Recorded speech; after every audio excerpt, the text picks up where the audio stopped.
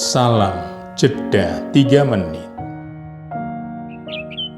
Saudara-saudariku, hari ini 22 Februari kita merayakan Pesta Tahta Santo Petrus Rasul. Dia adalah pemegang primat untuk menggembalakan umat. Primat adalah otoritas yang secara langsung diterima dari Yesus sendiri. Dalam perikop Injil hari ini, Matius 16 ayat 13 sampai dengan 19 dikisahkan tentang pengakuan Petrus. Dengan terang benderang Injil menunjukkan betapa sangat pentingnya pengakuan iman, pendirian iman pada dasar yang teguh, dan tujuan iman. Pertama, pengakuan iman Simon Petrus, engkau adalah Mesias anak Allah yang hidup. Dalam penglihatan mata batin Yesus yang tajam, pengakuan tersebut merupakan karunia Allah Bapa. Akal budi manusia tak sepenuhnya sanggup memahaminya. Namun walau benih pengakuan iman itu berasal dari Allah, tetapi hidup dan pertumbuhannya diserahkan kepada manusia. Karunia pengakuan iman itu hanya bisa hidup jika disertai dengan perbuatan kasih. Yakobus 2 ayat 17 dan 26.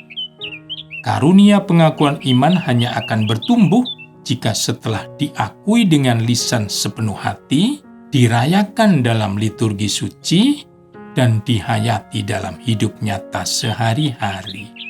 Kedua, di atas karunia pengakuan iman Petrus, Yesus mendirikan gereja atau jemaatnya yang tidak terkalahkan oleh kekuatan maut, dunia kematian, sebab gereja didirikan di atas batu karang pengakuan iman yang diletakkan di lisan atau lidah Simon Petrus.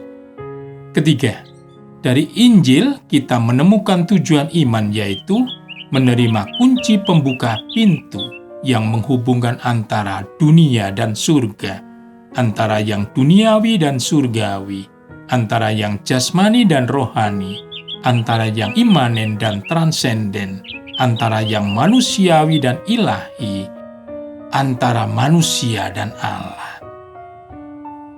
Kunci itu adalah Yesus Kristus, Allah yang menjadi manusia, sungguh Allah dan sungguh manusia.